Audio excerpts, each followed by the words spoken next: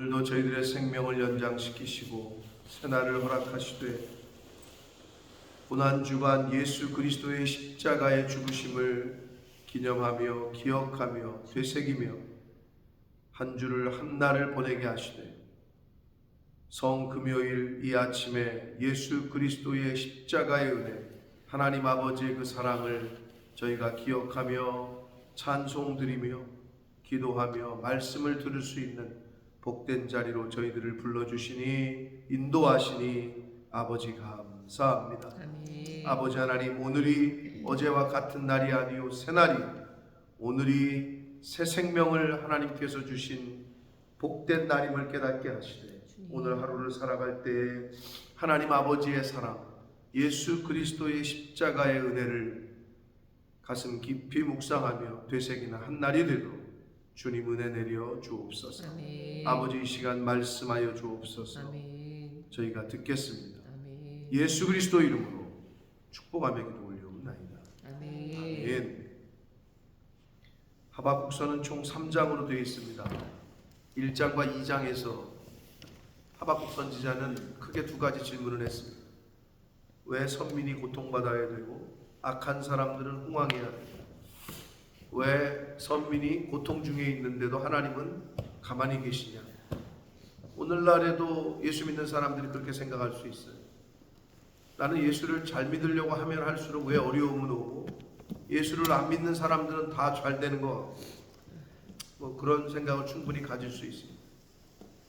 그러나 종국에는 마지막에 웃는 자가 진정한 승리를 하는 자인데, 그들의 결과가, 그들의 결론이 어떻게 될지 우리는 끝까지 안 살아봤기 때문에 모른단 말이에요. 모든 사람이 죽고 그 후에 심판을 받는다 하셨는데, 예수 믿는 사람들, 이 땅에서 하나님의 말씀대로 살려고 노력하고 힘쓰고 애썼던 사람들의 결론을, 결과를 우리가 알 수가 없단 말이에요, 아직은. 그러니까 그 말씀을 붙잡고 살아가는 거예요. 근데 훗날 알게 될 거예요. 말씀에 의지하여 선한 자들은 생명의 부활로, 악한 자들은 심판의 부활로 나올 것이다 라고 말씀을 했다고.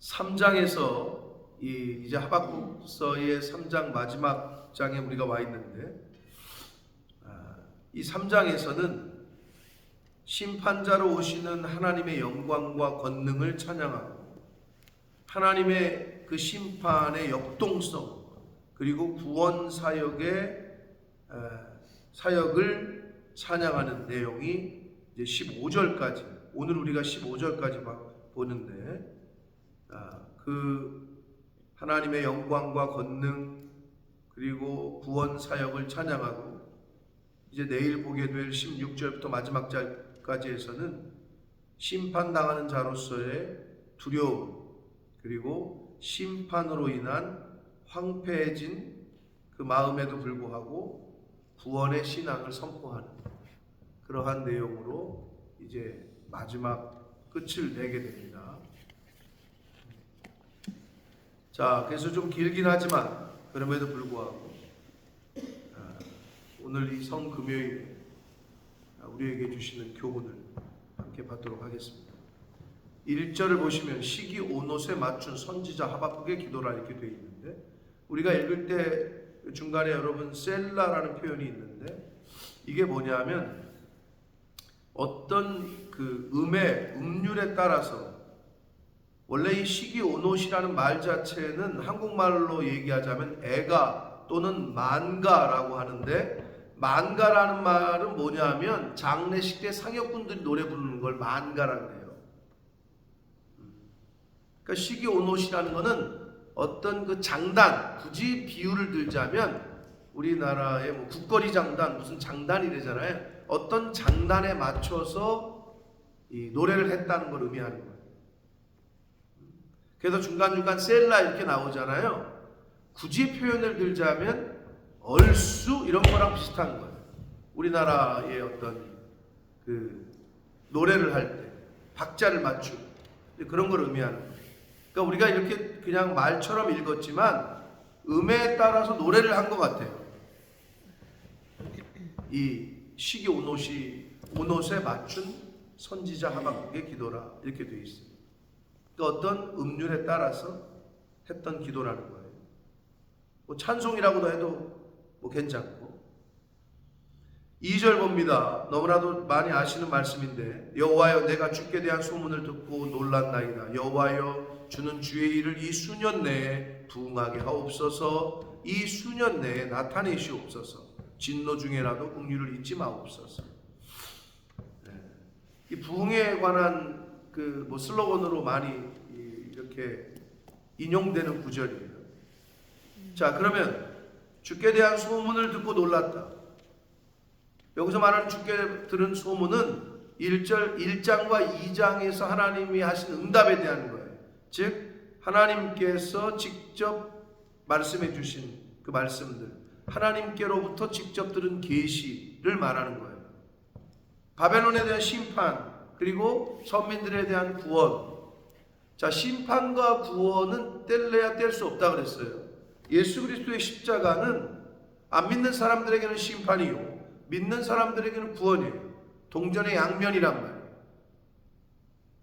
그 하박국서에서 말하는 1장과 2장에서 하나님의 응답은 결국은 바벨론은 심판받을 거고 선민들은 구원받을 거다. 이 얘기를 하고 계십니다. 그것을 듣고 놀랐습니다. 여호와여, 그러니 그 일을, 주의 일을 빨리 좀 해주십시오, 이 말이거든요. 그 말이 뭐냐? 선민을 구원하시는 것과 바벨론을 심판하시는 것. 그러니까 선민들도 심판하시는 것. 심판해야 구원을 받는 거예요. 재판을 받아야 유죄건 무죄건 확정이 될 거 아니에요. 재판을 받아야.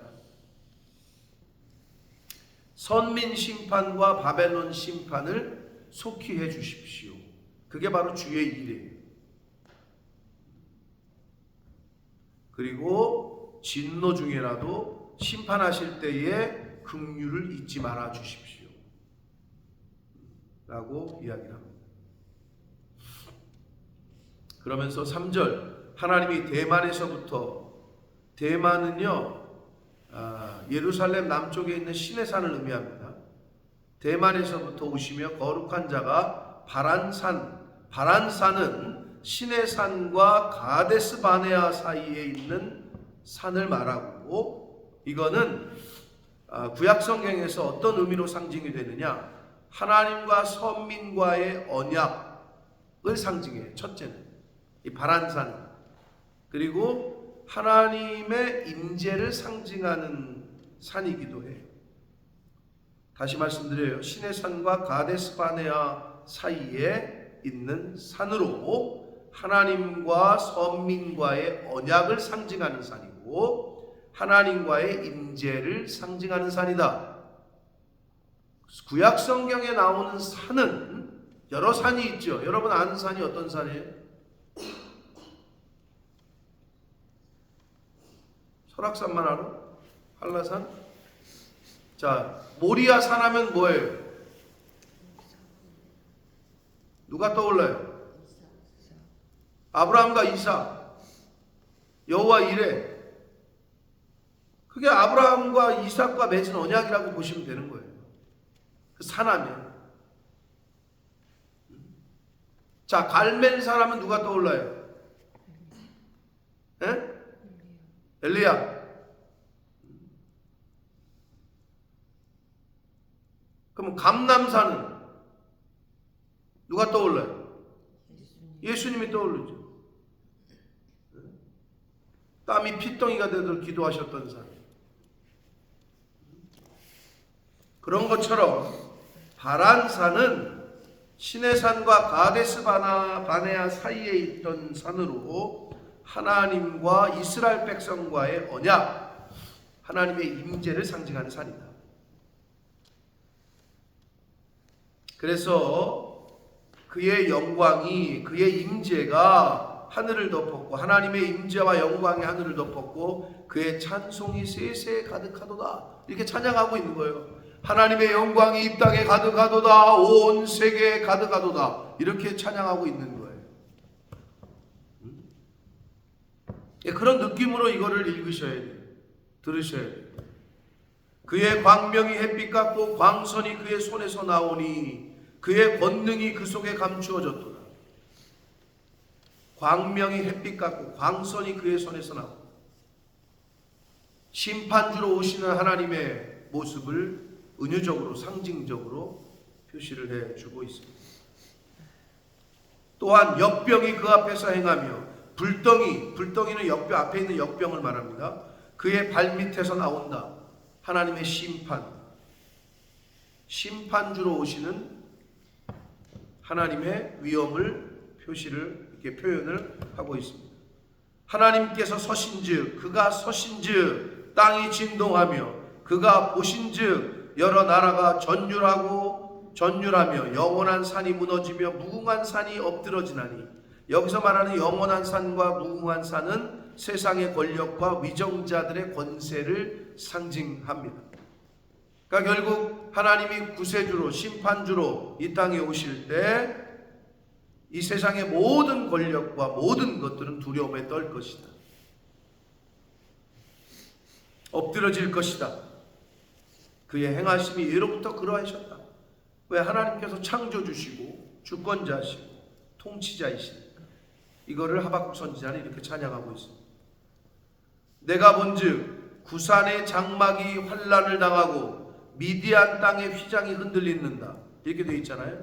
구산은 첫 번째는 구스가 어디예요? 오늘날의 에티오피아예요. 그리고 구산은 사사기에 보면은 미디안과 함께 선민들을 이스라엘을 괴롭힌 나라로 나와요. 구산은 미디안과 전쟁을 벌이잖아요. 구산과 미디안은 이스라엘과 하나님의 선민들의 대적을 상징합니다. 이렇게 그러면 왜 오셔서 뭐 하시냐? 대적들을 심판하시겠다는 거예요. 8절 봅니다. 여호와여 주께서 말을 타시며 구원의 병거를 모시오니.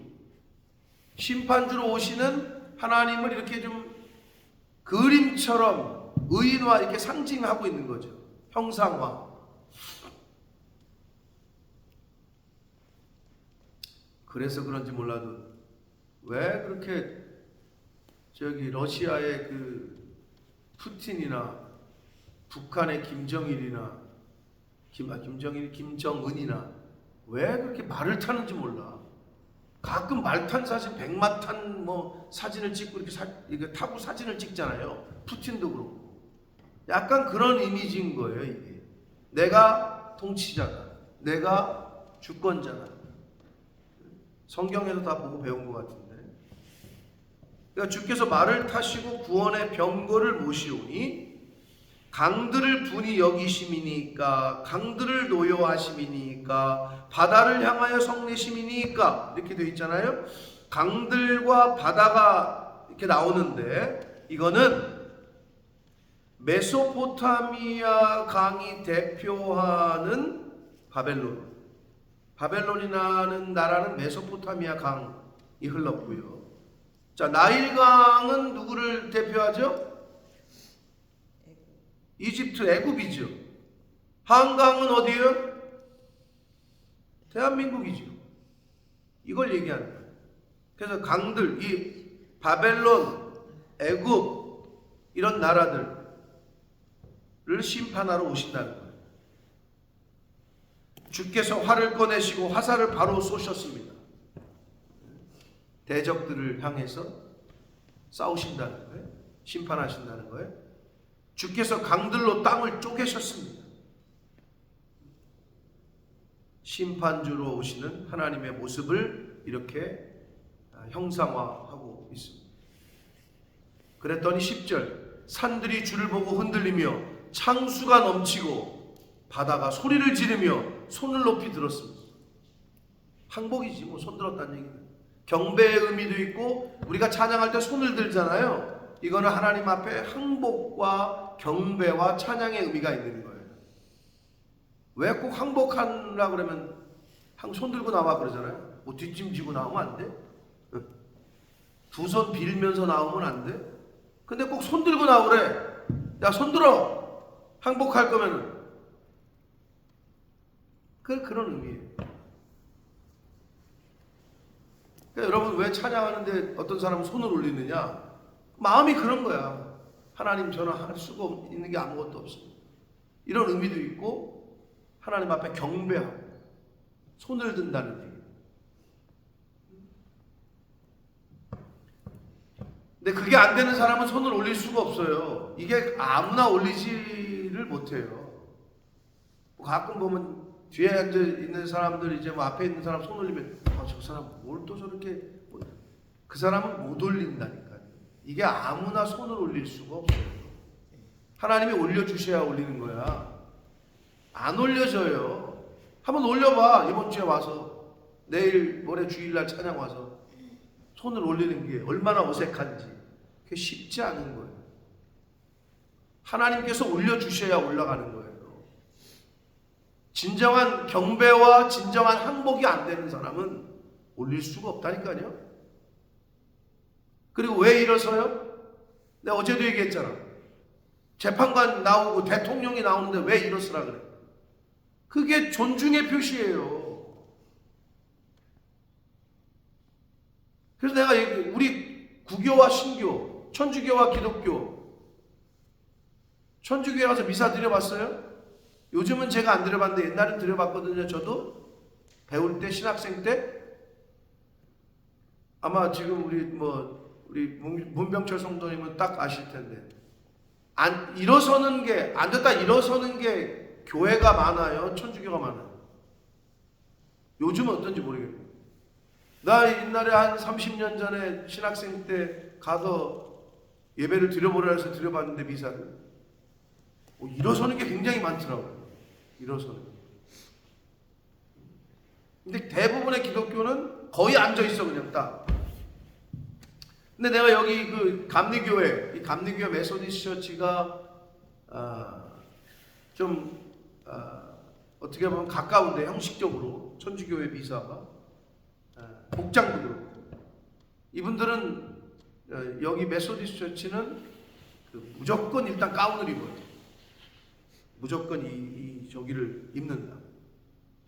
물론 뭐 기독교에서도 매주 예배 때마다 가운을 입는 교회도 있고 안 입는 교회도 있고 한데, 아무튼 근데 보니까 안 들어봐서 모르죠. 다른 교회 가서 영국 교회 예배 드리는 교회들 가서 보시는지 모르겠지만, 우리 BIC도 그런지 모르겠지만, 목사님이 이렇게 이제 예배 시간 되면 안 보이다가 딱 입장하잖아요. 그때 전부 기립을 하더라고. 아주 자연스럽게.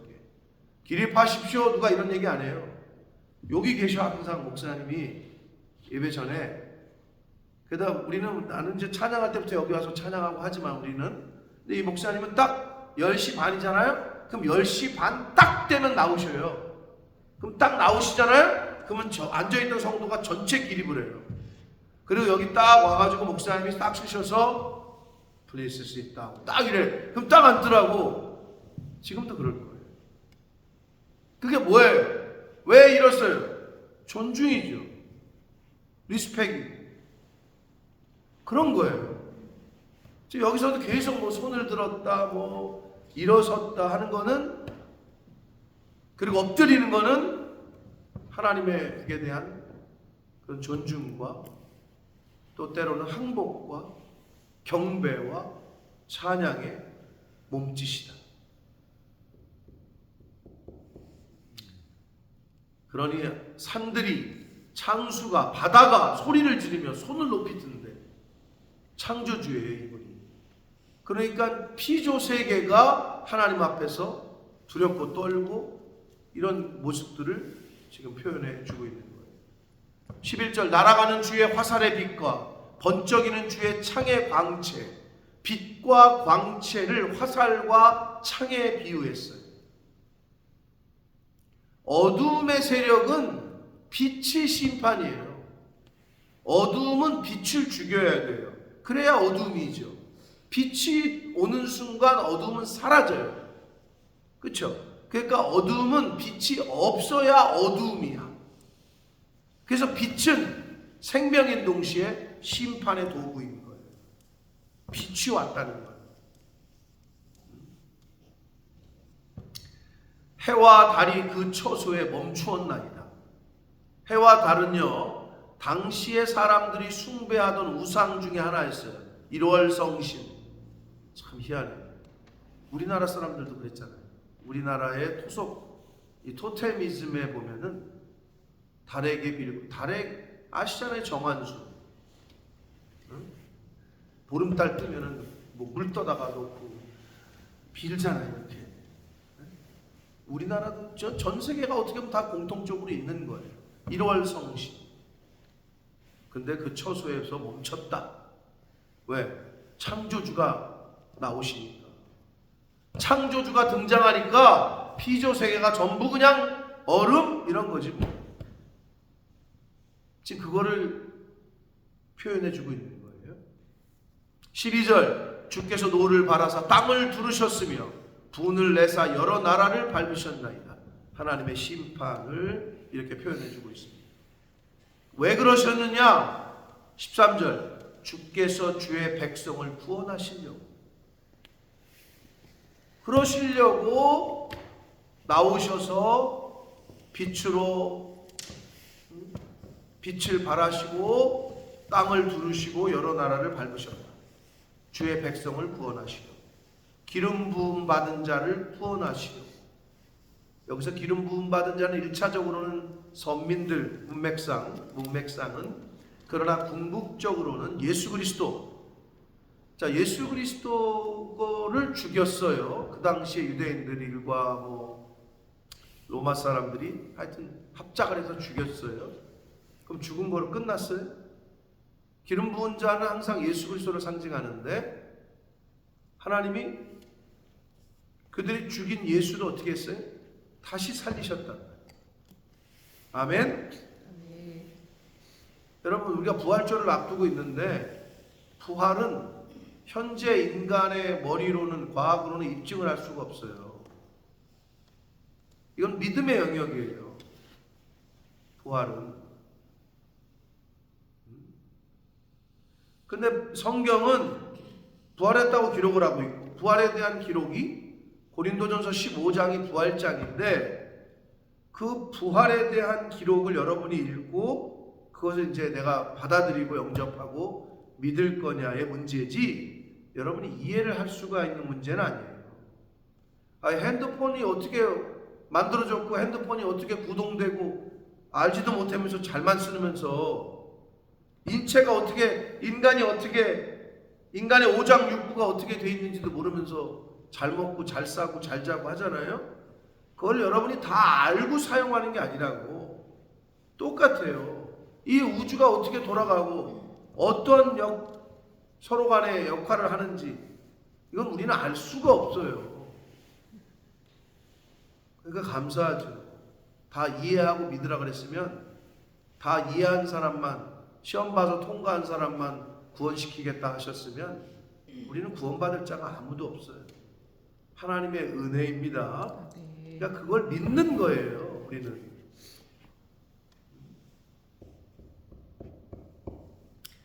기름 부음 받은 자를 구원하시려고 구원하셨죠. 이스라엘의 남은 자를 예수 그리스도 부활시키셨어요. 악인의 집에 머리를 치시며 그 기초를 바닥까지 드러내셨다. 이거는 뭔 말이냐면, 악한 사람들, 바벨론으로 이 당시에 대표되던 악한 사람들의 머리부터 발끝까지 얘기해요. 머리를 치셨고 기초를 바닥까지 드러내셨다. 이 얘기는 완전한 심판을 의미하는 거예요. 머리부터 발끝까지 싹 심판하시겠다. 완전한 심판. 그러자 14절 그들이 회오리바람처럼 이르러 나를 흩으려 하며 가만히 가난한 자를 삼키기를 즐거워하나. 악한 사람들이 이스라엘 백성들을 다 또 예수 믿는 사람들, 오늘날 예수 믿는 사람들을 사단이 이 모양 저 모양으로 괴롭히고 힘들게 하고 삼키려고 하고, 연약하고 힘없는 자들 삼키기를 즐거워하나 오직 주께서 그들의 전사의 머리를 그들의 창으로 찌르셨다. 여기서 전사의 머리는 바벨론의 머리는 지도자를 의미하는 거예요. 항상 머리를 쳐라, 이 얘기는 지도자를 치란 얘기인데, 바벨론의 지도자를 그들의 창으로 찌르셨다. 여러분, 그 이스라엘 역사 가운데 하나님의 구원하면은 첫 번째가 출애굽 사건을 의미해요. 출애굽 사건. 그게 이제 애굽에 그 종살이하고 이집트에도 종살이하고 있던 하나님의 백성들을 구출해내는 출애굽. 이게 이제 구원의 이스라엘 역사의 출애굽이 곧 구원인데, 성경에서는 그 하나님의 구원의 역사를 1차 출애굽과 2차 출애굽 이렇게 의미한단 말이에요, 학자들이. 그러니까 1차 구원이 이집트에서의 구원이었다면, 출애굽이었다면, 2차는 바로 바벨론의 포로 유수, 바벨론의 포로로 끌려갔다가 70년 만에 다시 돌아오는 거, 요거를 2차 출애굽이라고 이제 우리가 본단 말이에요. 제2의 출애굽이라고 할 수 있는 바벨론 포로 귀환을 가능하게 하시는 분, 그 사령관이 바로 하나님이시다 라는 그 말씀이, 그 이미지가 오늘 하박국 3장에 이제 나와 있는 거예요. 왜냐하면 주께서 말을 타시고 바다 곧 큰 물에 파도를 밟으셨다, 홍해를 가르셨잖아요.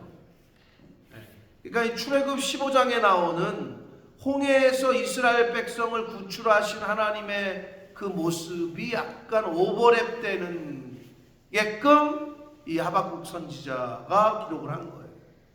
그러니까 니네가 바벨론에게 지금 고통을 당하고 바벨론에 멸망당하고 바벨론의 포로로 끌려가지만, 출애굽 때 하나님이 홍해를 가르셨던 그 하나님께서 너희들을 다시 구원해 내실 것이다.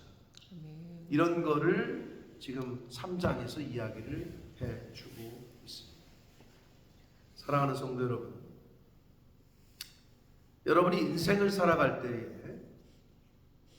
바닥까지 내려가고, 왜 이렇게 힘들고 어렵고, 왜 나에게만 이런 고난이 있고, 세상 사람들이 말하는 실패한 인생 같고, 그런 환경과 상황에 놓여질 때가 있을 수 있어요. 그러나 제가 계속 이번 주에 얘기했잖아요. 실패가 실패가 아니고 성공이 아니라고. 세상에서 말하는 성공이 성공이 아니고, 세상에서 말하는 실패가 실패가 아니라고.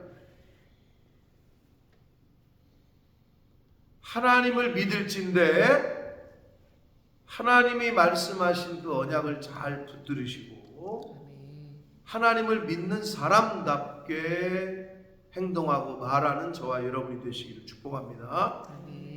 궁극적인 승리, 예수 그리스도의 십자가의 죽음이 헛되지 아니하도록 살아가는 저와 여러분 되시기를 축복합니다. 예수 그리스도의 죽음은 곧 부활의 영광으로 가기 위한 전주에 불과했다. 예수 믿는 사람들이 당하는 고난은 우리가 장차 받을 영광과 비교할 수 없는 그 영광에 가기 위한 출발에 불과하다. 소망을 이루는 데 있어서의 출발은 환난이다. 환난은 인내를, 인내는 연단을, 연단을 받아야 소망을 이룹니다. 성경 곳곳에서 말씀하시는 이 원리를 잊지 마시고, 세상도 마찬가지라고 얘기했잖아요. 운동선수가 아무 고난 없이 국가대표가 되지 않아요. 사업하는 사람이 실패 없이 어떻게 한 번에 그냥 문만 열면 그냥 대박이나? 그런 거 없어요. 실패를 거듭해야 되는 거예요. 실패를 하시는 분 잘하는 거예요. 왜? 포기한 사람은 실패라는 걸 경험할 수 없어요. 포기는 해보지도 않은 거야. 여러분의 인생을 포기하지 말라고. 차라리 실패를 해. 해보기라도 하라고. 두들기고 던지고 해보라고.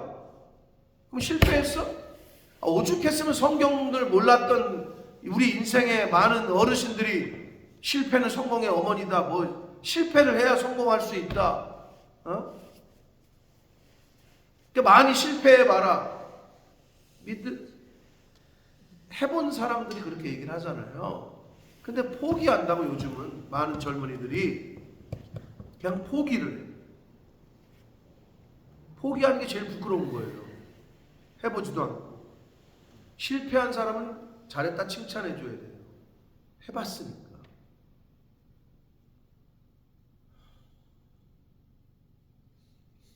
그러므로 여러분, 그 인생이 짧아요. 아직 젊은이들은 30대인 사람들 40대, 50대를 안 살아봤잖아요. 그러나 50대, 60대, 70대인 분들은 20대, 30대, 40대, 50대를 살아봤잖아요. 잠깐인 것 같은데 벌써 50이야. 잠깐인 것 같은데 벌써 60이야. 잠깐인 것 같은데 70이야. 하나님 앞에서는 하루가 1000년 같고 1000년이 하루 같다 그랬습니다. 여러분, 금방이야. 지금 당할 여기 고난 중에 있어요? 그것도 금방 지나. 뭐 잘 돼요? 한 방에 무너질 수도 있어. 고난 당한다고 주저앉아 있지 말고, 울고 있지 말고, 잘 된다고 교만하지 말고 범사에 겸손하시기를 축복합니다. 아멘. 그러니까 안 된다고 지금 실패했다고 울고 낙심할 필요도 없고, 웃어 더 기뻐하고 찬양하고, 잘 된다고 우쭐댈 필요도 없고, 더 겸손하고, 벼는 익을수록 고개를 숙이는 거예요. 그렇게 사시면 돼요. 잘 될 때도 감사, 안 될 때도 감사, 실패해도 감사, 잘 되면 더 감사. 그렇게 사는 거예요, 인생은. 근데 하나님 없는 사람 어떻게 살아요? 실패하면 죽겠다 그러고 네 탓이고 뭐 너 탓이고, 잘 되면 또 어떻게 해요? 이거 갖고 되냐? 더 잘 돼야지. 욕심이 끝이 없어. 그러다가 죽는 거야. 사랑하는 성도 여러분, 예수 그리스도의 죽으심은 오늘 그날을 기념하는데, 그 죽음이 죽음이 아니다. 부활의 전주다. 아멘. 여러분의 지금의 상황이 낙심되고 좌절되어 있고 바닥 같아요? 바닥을 찍어야 위로 올라가는 거예요. 수영장에서 빨리 올라가고 싶으면 바닥을 딱 튕기면서 올라가야 빨리 올라가는 거예요. 물 위로.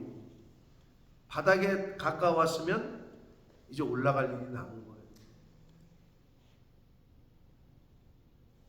저와 여러분의 남은 인생이 얼마인지 모르나 하루하루 범사에 감사하시면서 하나님 안에, 말씀 안에, 주님 안에, 교회 안에 거하셔서 가진 거 많으나 부족하다고 한탄하고 더 가져야 된다고 그렇게 살아가는 인생이 아니라, 가진 것 없어도 이제 그 얘기를 하박국 선지자가 여기 마지막 16절부터 19절까지 하는 거예요. 무화과 나무가 열매가 없고, 포도나무에 열매가 없고, 감람나무에 소출이 없고, 밭에 먹을 것이 없고, 우리 양이 없고, 외양간에 소가 없어. 이거 없다는 거지. 이 세상에 가진 게 없다는 거야. 그걸 비유를 드는 거야. 그래도 누구로 인하여? 하나님으로 인하여 즐거워할 겁니다. 이렇게 고백하고 있잖아요. 이 고백이 저와 여러분의 인생의 고백이 되기를 예수 그리스도 이름으로 축복합니다. 살아계신 하나님 아버지, 감사와 찬송과 영광을 올려드립니다. 아버지 하나님, 성경에서 말하는 부활, 말 같지도 않은 얘기 같고, 소설 같고, 그냥 하는 얘기 같고, 아버지, 그러나